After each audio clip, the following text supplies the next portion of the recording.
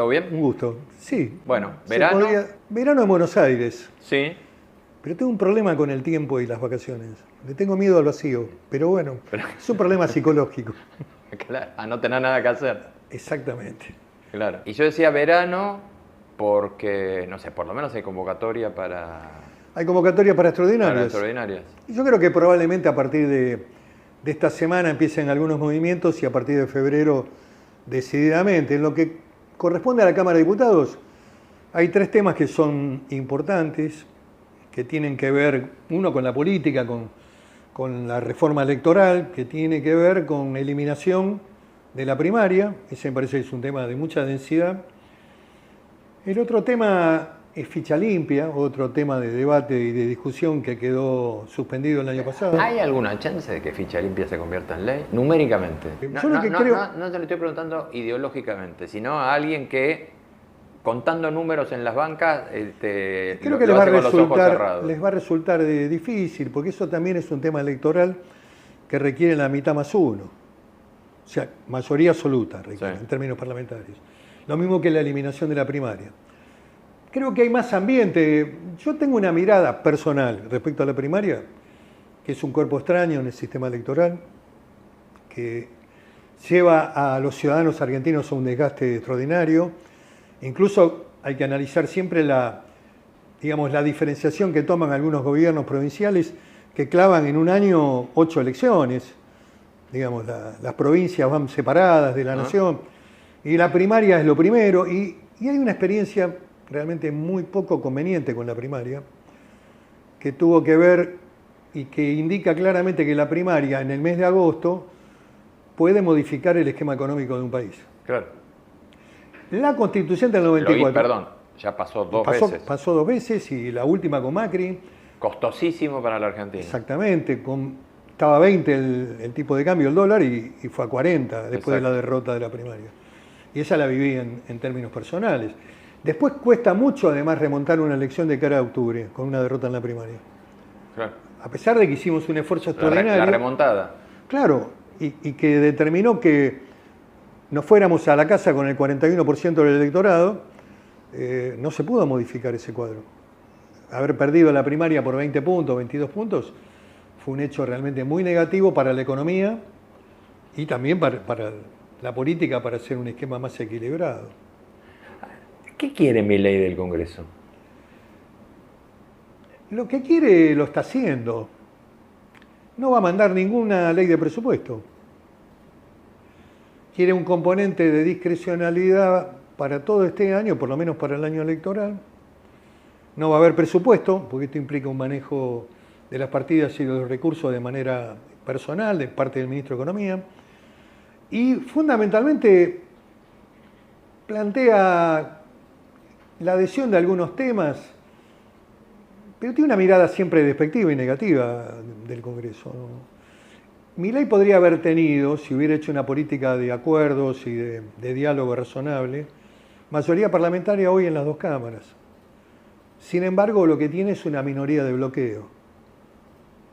Es lo que ha experimentado este primer año. Sí, sí. Yo creo que algunos temas se podían haber dialogado y haber salido razonablemente. El tema jubilados, yo creo que si se conversaba, la recuperación de los 8 puntos del mes de enero era un marco razonable y además hubiera permitido elaborar una fórmula. Con ese cambio salía. Con ese cambio podía haber salido si también había buena voluntad de parte del Ejecutivo y además se instalaba una fórmula previsional que tenía que ver con el ajuste por inflación, tenía que ver con...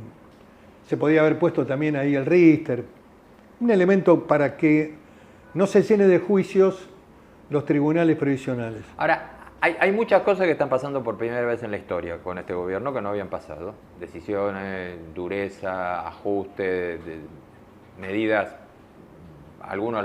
para algunos muy bien, para el otro muy duro, pero digamos, este gobierno es distinto de los gobiernos anteriores, ya desde su constitución, sí, desde claro, el origen.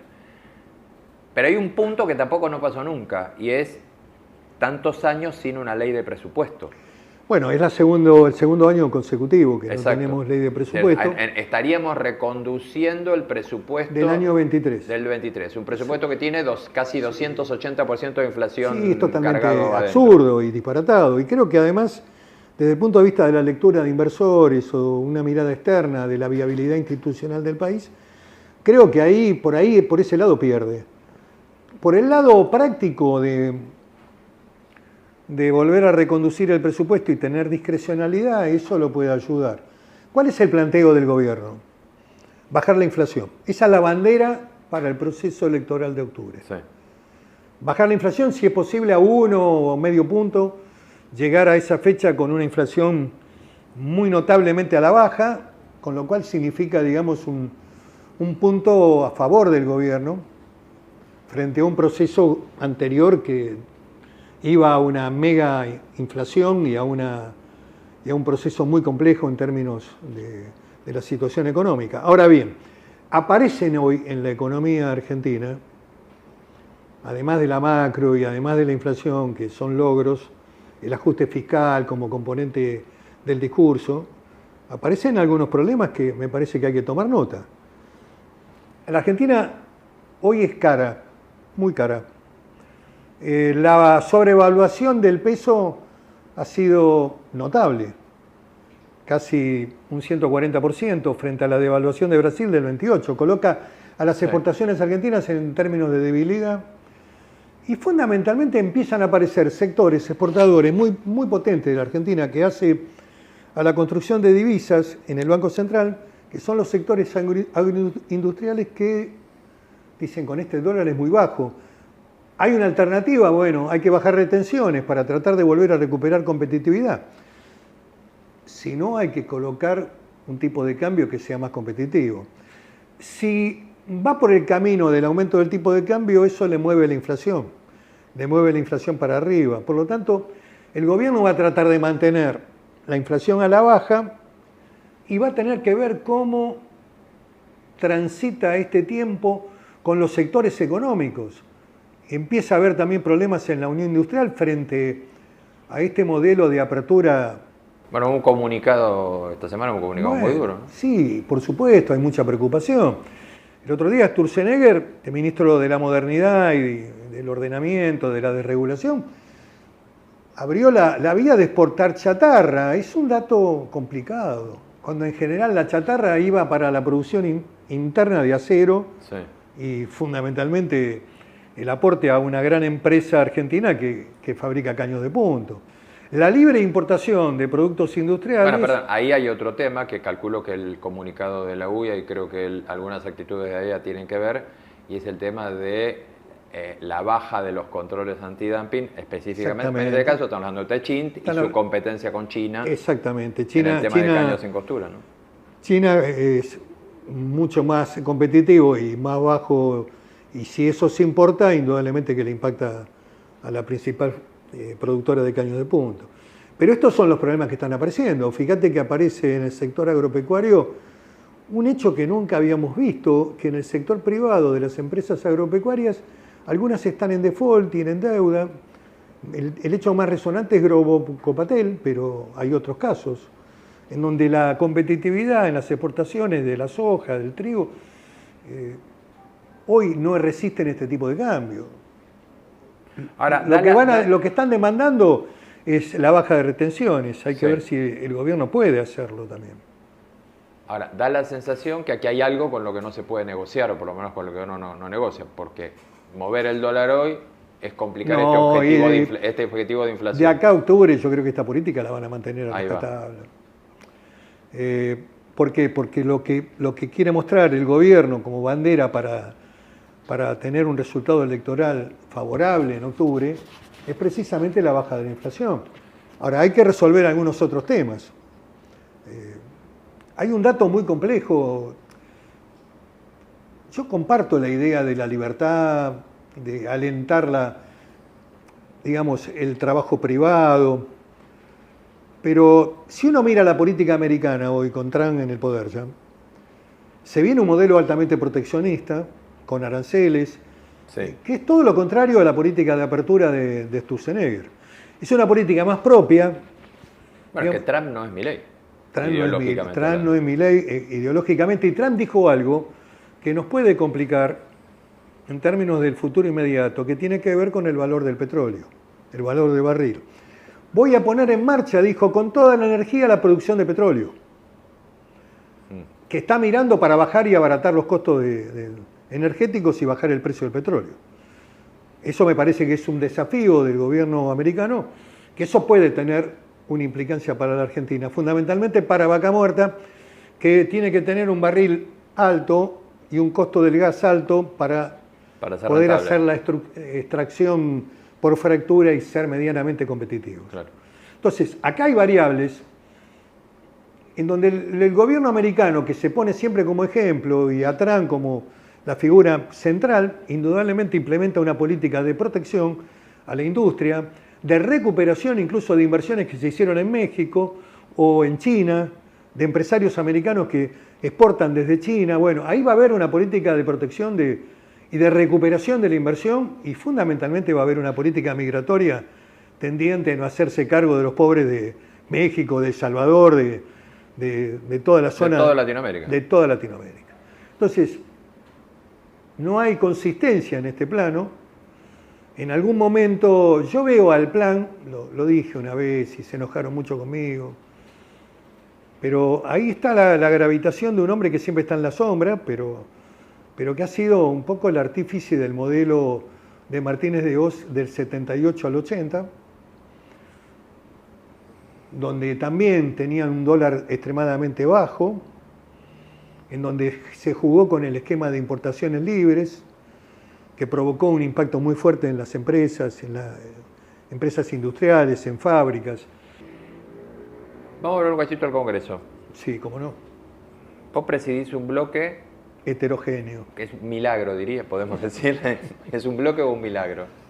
Es un bloque. ¿Cómo se hace para que estén desde Monzó hasta Randazzo, desde Margarita hasta López Murphy, y que estés vos en el medio, que vos no tenés mucho que ver?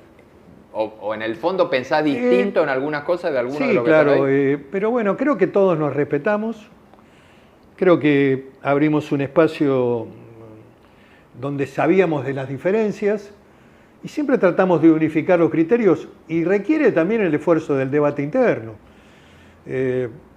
Abrir un camino de una mirada republicana que se diferencia de Unión por la Patria. Y trabajar también para hacer aportes al gobierno. Yo siempre menciono que el gobierno no valora adecuadamente lo que hizo el Congreso frente a un gobierno de minoría sin precedentes en la política institucional argentina. Porque esta minoría es mucho más minoría que la que tuvo Macri.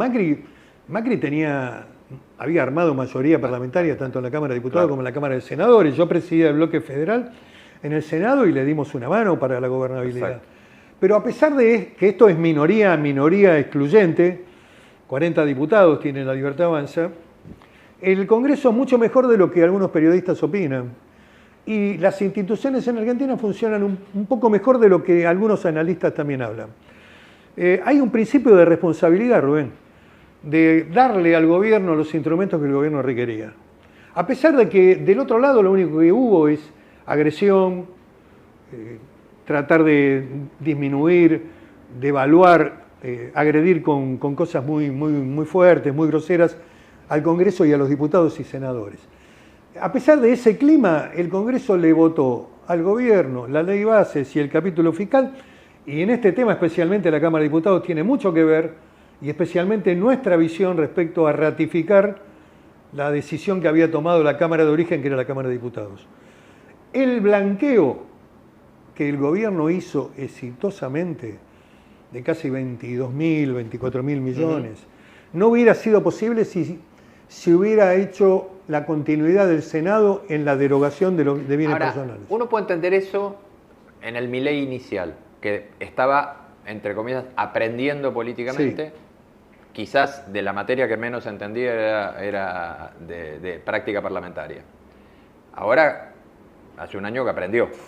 Pasó un año, digamos, y aprendió. Sí, el gobierno tiene una experiencia, además tiene nombres como Guillermo Franco, que tiene ductilidad, es un hombre con sentido práctico. ¿Vos tenés diálogo con Franco? Yo tengo diálogo, sí.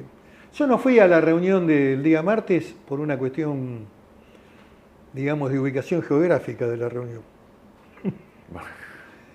Yo estaba de acuerdo totalmente en hacer la reunión en el ámbito de la Cámara de Diputados. Fíjate que ayer... Cuando decís ubicación geográfica es porque se hizo en el despacho... Se hizo en el despacho en La Rosada. Bueno, está bien. No, la de la se Rosada, hizo en La Rosada. En La Rosada, está bien. Y yo entiendo... Es cierto porque además la vicepresidenta estaba en La Rosada.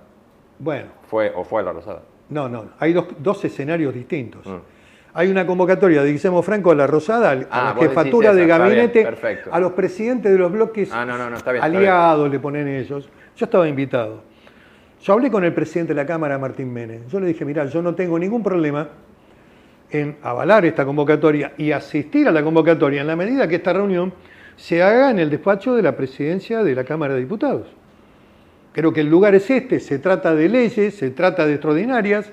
No tengo nada que hacer yendo a la Cámara, a la Casa Rosada, donde indudablemente van los oficialistas. Pero después hubo otra reunión, está bien, ahí después, donde yo me confundí, que donde Franco va al despacho Franco va al Senado. Va al Senado y se junta con los bloques del Senado. Yo creo que si él hubiera venido a la Cámara de Diputados como correspondía, no creo que lo haya hecho de mala fe Guillermo Franco, pero yo también entiendo lo que es la simbología de una foto en donde me siento en una reunión con el bloque del PRO y el bloque del radicalismo que hoy están consolidando una alianza por lo menos muy firme. Ahí punteemos un poquitito. ¿Estás hablando con Mauricio Macri? Siempre hablo, sí, hablé, la última charla la tuve para las fiestas. Pero fue un saludo protocolar. Pero, ¿O tienen diálogo político? No, tengo diálogo político, sí, he hablado con él en el mes de noviembre, sí, tengo. Siempre converso con él y le doy mi mirada, mis reflexiones. ¿Qué quiere Macri? Lo que debe querer, supongo, porque esto no lo hablé en el terreno, digamos, de lo que se desea en política, que a veces lo que tenés siempre es una gran frustración a lo que decías. Pero seguramente Macri, como jefe de un partido, que es el PRO, que además le dio el apoyo, no solamente electoral, sino también que puso su buena fe en el apoyar las medidas del gobierno, bloquear el aumento de los jubilados, que para el PRO en la capital es un hecho complicado. El electorado etario de jubilados en la ciudad de Buenos Aires siempre acompañó al PRO. Sí. Y haber también bloqueado el tema universidades, donde gravitan también los jóvenes ahí. Pero eso fue un esfuerzo del PRO y fundamentalmente de Mauricio Macri para apoyar al gobierno. El gobierno a veces no le responde. Ahí fue después de eso cuando se cansó de comer milanesas en Olivos. Yo ese detalle no lo conozco. Y Milei en general habla bien de Macri. Creo que al gobierno le convendría, por supuesto, en términos electorales para esta elección de medio tiempo, hacer una alianza con el PRO. Pero también veo... Porque seguimos con muchas... Le conviene eso, pero la ciudad de Buenos Aires se está planteando hoy como Waterloo, digamos, para uno o para el otro, pero va a ser la gran batalla. Bueno. Hay también una lógica política de parte de algunos actores. Ahí Jorge Macri está privilegiado, está llevando adelante una cuestión hasta de casi de guerra personal, con Mauricio atrás apoyando, el PRO apoyando, y del otro lado la Libertad Avanza que lo quiere esmerilar. Porque percibieron algo en el camino. Percibieron que el gobierno iba por la capital, iba por la ciudad. Digamos, las acciones en el ámbito de la legislatura, algunos discursos, la posibilidad de ir por el poder de la ciudad y también derrotar al hombre el hombre me refiero a Mauricio Macri, que compite en un electorado de sectores liberales y siempre la lógica del poder indica que para el gobernante de turno tiene que liquidar al antecesor, liquidarlo en términos electorales y políticos. Eso pasó con Menem y Cafiero, eso pasó... Te iba a decir y no te enojes, vos que venís del peronismo, esa la conocés de memoria. La conozco, claro que la conozco, y eso pasó con Kirchner y Duhalde. Claro. Nada se resuelve definitivamente en el liderazgo si sigue subsistiendo el liderazgo anterior, o si ese liderazgo todavía gravita en la opinión pública. Para eso hay que ganarle. Creo que hay algo de lógica en ese pensamiento, en términos de la política dura, pero bueno, eso hizo poner en guardia al PRO. Sí. El PRO va a ir con una elección diferenciada, también es un riesgo. Adelantarla a junio y luego también competir en octubre ya para la senaduría y los cargos nacionales. Hay un doble juego que indica, yo lo que veo además también, y no por halagarlo, pero la única figura importante del PRO en el esquema electoral sigue siendo Mauricio Macri. Macri para las dos elecciones me parece que es un escenario difícil. Bueno, Jorge Macri lo durante el verano acaba de mencionar. Sí, lo ha mencionado como candidato a senador. Candidato a senador. Sí. Sería razonable, porque además sería defender la ciudad, que es el gobierno del PRO, que vienen gobernando desde hace 16 años, medianamente de manera razonable, y sería lógico que el PRO defendiera ese territorio. Ahora, desde el gobierno miran la ciudad con mucho interés y con muchas ambiciones de dominarla y ganar. Miguel, muchísimas gracias. No, gracias por invitarme, Por Rubén. favor.